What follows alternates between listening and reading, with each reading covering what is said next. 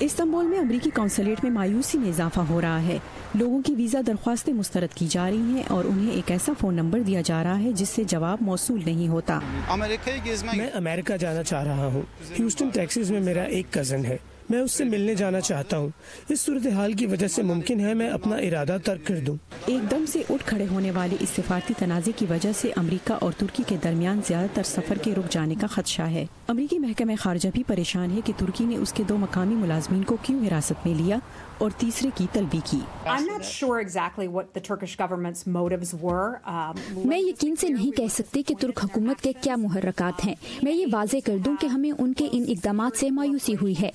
قریبی سیکیورٹی تعاون خاص طور پر ایک نیٹو شراکت دار کے ساتھ بہت ضروری ہے، اور جب انہوں نے ہمارے اپنے لوگوں کی گرفتاریاں اور انہیں حراست میں لینا شروع کیا جو قانون نافذ کرنے میں تعاون کے ذمہ دار ہیں، یہی ہماری سب سے بڑی تشویش ہے اور اس لیے ہم نے یہ قدم اٹھایا۔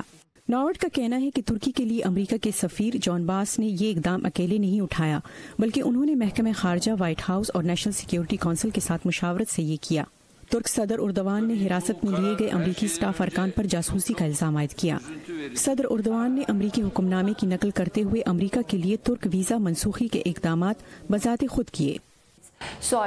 میرے خیال میں ابھی اندرونی صورتحال امریکہ مخالف اقدامات کے لیے گرم ہے اور وہ اس سے فائدہ اٹھا رہے ہیں۔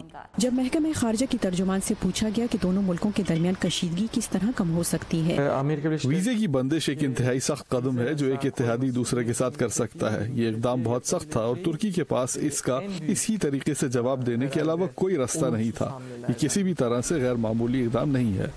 تو ان کا کہنا تھا کہ ترکی حراست میں لیے گئے اسٹاف ارکان کو وکیلوں تک رسائی دے کر یہ کام شروع کر سکتا ہے۔